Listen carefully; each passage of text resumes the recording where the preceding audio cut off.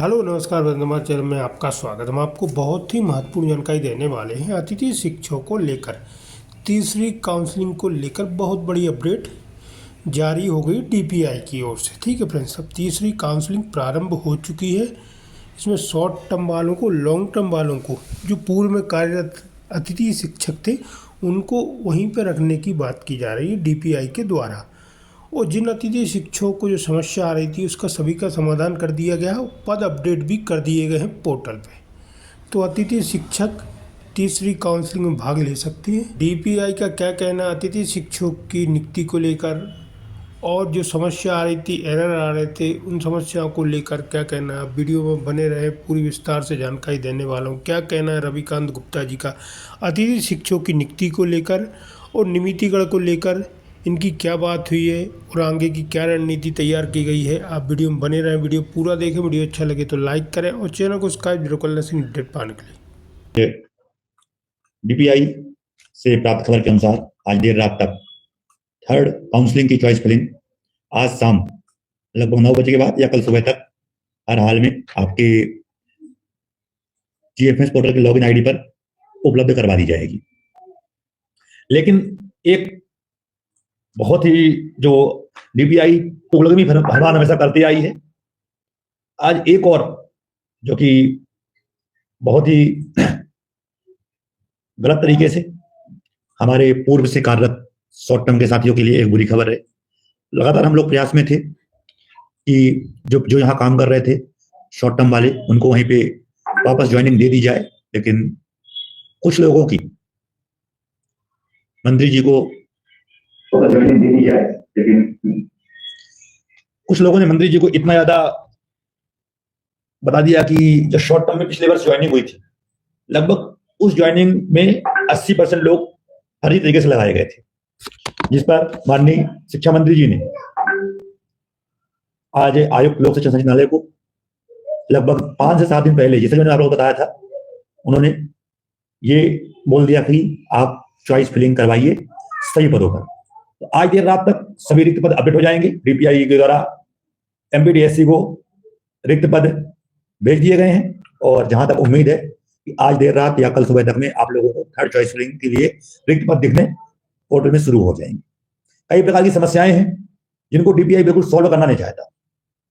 ठीक है, online counselling के माध्यम से काफी अच्छी पहल हुई, भाई बदियावत बंद हुआ, लेकिन अभी भी कुछ लोगों के बहकावे में आके डीपीआई ने एक बहुत बड़ी गलती कर दी कि शॉर्ट टर्म की वैकेंसी, पहली बात तो आज पिछले 1 महीने से लगातार प्रयास करने के बाद, पिछले 1 महीने के जनवरी, जुलाई, अगस्त, सितंबर, अक्टूबर, नवंबर लगभग खत्म होने की बारी आ गई। लगभग आधा सत्र निकलने के बाद उन्होंने शॉर्ट टर्म वैकेंसी पर ज्वाइनिंग के लिए आज हामी भरी कि हाँ हम ज्वाइन करवा रहे हैं। लेकिन जब इस संबंध में, चूंकि शुक्रवार को ही वादा किया था हमसे किसी सर ने कि हम हर हाल में आने वाले समय में चॉइस शॉर्ट टर्म की ज्वाइनिंग सोमवार से शुरू करवा देंगे, इस संबंध में लगातार मैं प्रयास कर रहा था कि जो पूर्व से कार्य कर रहे हैं उनको यथास्थान पर ज्वाइनिंग मिल जाए, जिसपे लगभग सभी अधिकारी एकमत भी हो गए थे। लेकिन कुछ लोगों ने माननीय मंत्री जी को इतना गुमराह कर दिया और अंततः माननीय मंत्री जी ने डीपीआई को निर्देशित कर दिया कि आप शॉर्ट टर्म ज्वाइनिंग में भी चॉइस फिलिंग करने का आदेश दे दीजिए। निश्चित तौर पर यह एक तुगलकी फरमान है और हम लोगों के लिए कहीं ना कहीं नुकसानदायक है। पहले ही लगभग हजारों की संख्या में गेस्ट टीचर्स ऐसे हैं जो पिछले वर्ष कार्य किए थे, इस साल वो स्कूलों से बाहर हो गए। हमने इसके लिए पहले भी कहा था, एक बार मैं पुनः बोल रहा हूं, मैंने एक गूगल फॉर्म तैयार किया था, कल मैंने लगभग ग्रुपों में डाला था कि जो लोग पिछले वर्ष स्कूलों में काम किए हैं उनको इस सत्र बाहर कर दिया गया है किसी भी कारण से।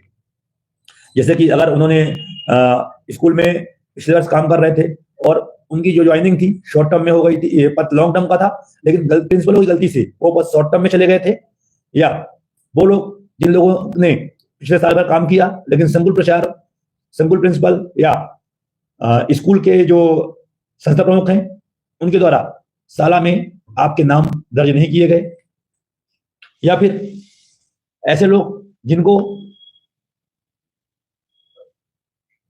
संस्था प्रमुख और जिन लोगों को कई ज्वाइनिंग पिछले वर्ष तो हुई थी लेकिन उनके में लिख के आ रहा है कि आपने अप्रैल माह में कार्य नहीं किया। मतलब कई कारण ऐसे रहे हैं, 2 नंबर से 3 नंबर हो गए, किसी का स्कूल ऐसा है कि ज्वाइंट रिक्वेस्ट अन्य स्कूल में दिख रहा है, संघ द्वारा पैनल में ऑनलाइन मेरिट सूची में नाम नहीं जोड़ा गया, तैयार पैनल में स्कोर कार्ड मेरिट के आधार पर वर्तमान सत्र में आप कार्यरत हेतु एलिजिबल नहीं हो, रिजल्ट 30% से कम है, 2023-24 में आपने पूरे सत्र कार्य किया लेकिन आप ज्वाइन कर रहे हो तो उसमें लिखा है आपने अप्रैल माह में काम नहीं किया, संघ प्रचारों ने आपके पद को शॉर्ट टर्म लॉन्ग टर्म से शॉर्ट टर्म में डाल दिया। ये गलती पूरी अधिकारियों की है, कर्मचारियों की है, लेकिन इनका दोष कौन मर रहा है, किसकी ओर मरा गया, हम लोगों को मरा गया और हम लोग आज परेशान हैं। साथियों, आखिरी मौका आप लोगों के पास है। आप लोगों को मैंने पहले ही बोला था कि कम से कम 100 लोगों का एक ग्रुप बनाइए, 5,000 7,000 10,000 जो भी खर्च लगे, आप लोग सुप्रीम कोर्ट जाइए। मैं बार बार बोल चुका हूं, पहले भी फिर से बोल रहा हूं, हाई कोर्ट से ना कुछ हुआ है ना कुछ होने वाला है। हाई कोर्ट में आप जाओगे, हाई कोर्ट सिर्फ इतना कहेगा कि इनके आवेदन पर विचार कर लो और डीपीआई 3 महीने तक आपका आवेदन रखे रहेगी, 3 महीने बाद कह देगी कि नियमानुसार ये पात्र नहीं, जो अभी तक होता है। कई लोग हाई कोर्ट गए हैं, 15,000 20,000 रुपए पर व्यक्ति खर्च करके आ रहे हो। सच्चाई है कि एक ग्रुप बनाओ। मेरे पास भी लगभग 80 लोगों के आवेदन तो आए हैं कि हम कोर्ट केस करना चाहते हैं, लेकिन जब पैसे की बारी आती है तो लोगों का आरोप प्रत्यारोप शुरू हो जाते हैं। तो मैं चाहता भी नहीं हूं मेरे को कोई आरोप प्रत्यारोप लगे। आप लोग सब विवेक से सुप्रीम कोर्ट या हाई कोर्ट जा सकते हैं। अभी भी समय है। शॉर्ट टर्म वाले तो बिल्कुल अभी आपके पास मौका है कि शॉर्ट टर्म वैकेंसी में लोगों को बाहर जो किया गया है, तो शॉर्ट टर्म वाले आराम से सुप्रीम कोर्ट की शरण ले सकते हैं, क्योंकि शॉर्ट टर्म अभी एक भी ज्वाइनिंग नहीं हुई है। आज देर रात तक में लगभग आप लोगों के लॉगिन आईडी में रिक्त पद दिखेंगे। कल के बाद चॉइस फिलिंग शुरू होगी। कल शाम तक में यहाँ तक चॉइस फिलिंग शुरू होगी। यही लिस्ट आने में लगभग बुधवार या शुक्रवार तक समय लगेगा, और इतने में आप चाहोगे तो सुप्रीम कोर्ट से ऑर्डर लेके आ सकते हो और निश्चित तौर पे उसमें जीत भी सकते हो। तो लास्ट उम्मीद है, आप लोग अगर चाहते हो आप लोगों को न्याय मिले, आपके पास सुरक्षित रहे, जो जिसने पिछले वर्ष काम किया है और उनके जगह भले नियुक्ति हो गई है और सुप्रीम कोर्ट से ऑर्डर मिल जाएगा, तो आप लोगों को दोबारा स्कूलों में मौका मिल जाएगा। शॉर्ट टर्म से लॉन्ग टर्म वालों को बता दिया मैंने ना कि आप लोग सुप्रीम कोर्ट जाइए।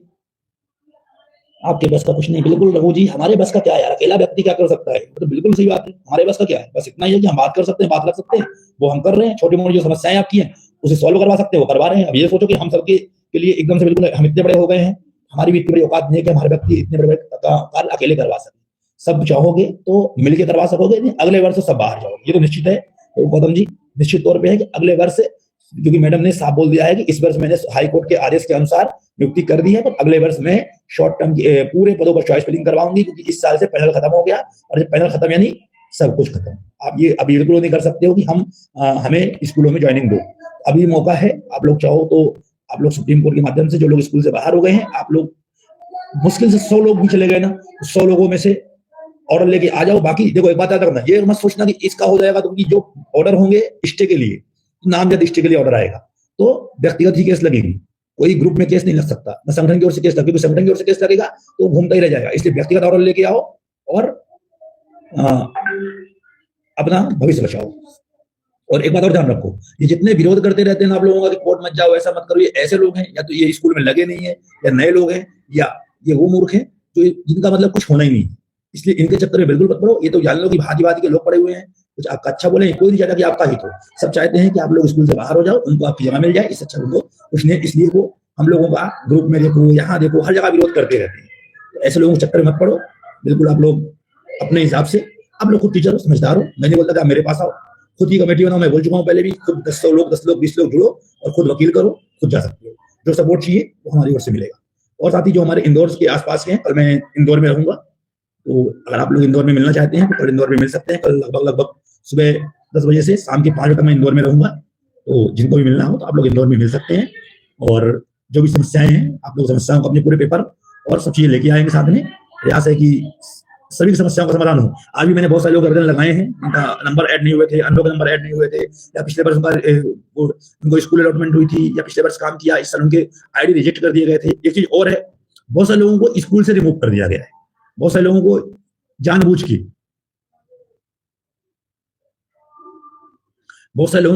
संकुल प्रचारों ने स्कूल से रिमूव कर दिया है। और इन संबंध में भी मैंने आज डीपीआई में बात की थी, और मैं लगातार प्रयास में हूं कि उन लोगों को एक बार दोबारा स्कूलों में मौका मिल जाए। कुछ प्रिंसिपलों ने बहुत होशियारी करके आज उनको ज्वाइन कराया और कल पोर्टल से उनको रिमूव कर दिया, अतः वो पद से चले गए हैं चॉइस फिलिंग में। समस्याएं वहां बरकरार रहेंगी। तो वो लोग भी जिनको स्कूल से रिमूव कर दिया गया है इस वर्ष, वो जो पिछले वर्ष काम किए उनके लिए बता रहा हूँ, और स्कूल से रिमूव कर दिया गया है, तो वो लोग भी इस केस में शामिल हो सकते हैं। बाकी जानकारी आप लोगों को 9:30 बजे परिहार जी देंगे अपने यूट्यूब चैनल पे। सुनील सिंह परिहार को आप लोग देख सकते हो, उसको भी आप लोग जिस प्रकार